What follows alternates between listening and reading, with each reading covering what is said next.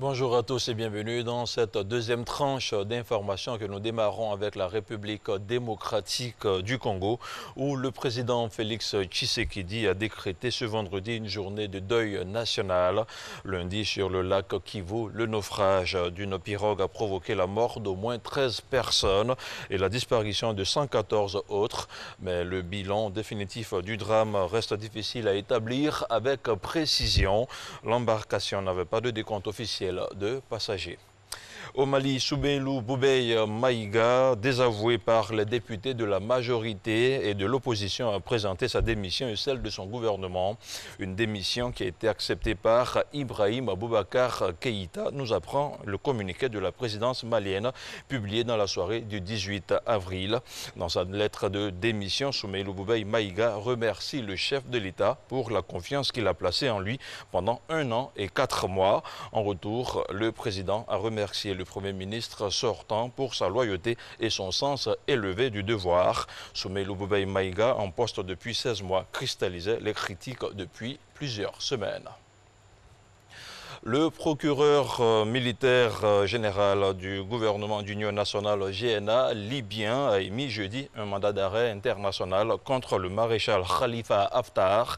Ce dernier a lancé une offensive contre la capitale libyenne. Selon le texte du mandat publié par le bureau média du GNA, le procureur a ordonné l'arrestation de Khalifa Haftar et de 6 de ses officiers accusés de raids aériens contre des installations et quartiers civils. L'émissaire de l'ONU en Libye, Hassan Salamé, a mis en garde jeudi contre un embrasement général en Libye après le lancement par le maréchal Khalifa Haftar d'une offensive sur Tripoli, une offensive encouragée selon lui par les divisions internationales. Et puis le niveau de vigilance en Tunisie est monté à la frontière avec la Libye en raison de la reprise des combats dans le pays. À cette frontière, des hommes de nationalité européenne ont été interceptés avec des armes et des munitions.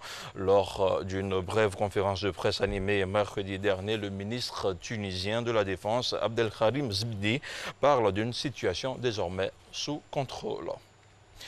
En Guinée-Bissau, les nouveaux députés élus le 10 mars dernier se réunissaient jeudi pour la première fois pour prêter serment avant la désignation d'un Premier ministre par la formation victorieuse, le PAIGC. Le PAIGC, formation qui a conduit le pays à l'indépendance, a remporté une majorité relative de 47 sièges sur 102 possibles. Une victoire qui lui garantit une majorité pour former le prochain gouvernement dans ce pays à régime parlementaire. Les 102 nouveaux députés ont prêté serment jeudi dans un hôtel en périphérie de la capitale Bissau en raison de travaux de réfection au siège de l'Assemblée nationale. Et puis nous terminons avec le Tchad où la compagnie sucrière menace de fermer ses portes à cause du sucre importé frauduleusement et la mévente de ses propres produits. Plus de 2000 employés sont menacés de chômage. La compagnie sucrière du Tchad est soumise à une concurrence déloyale.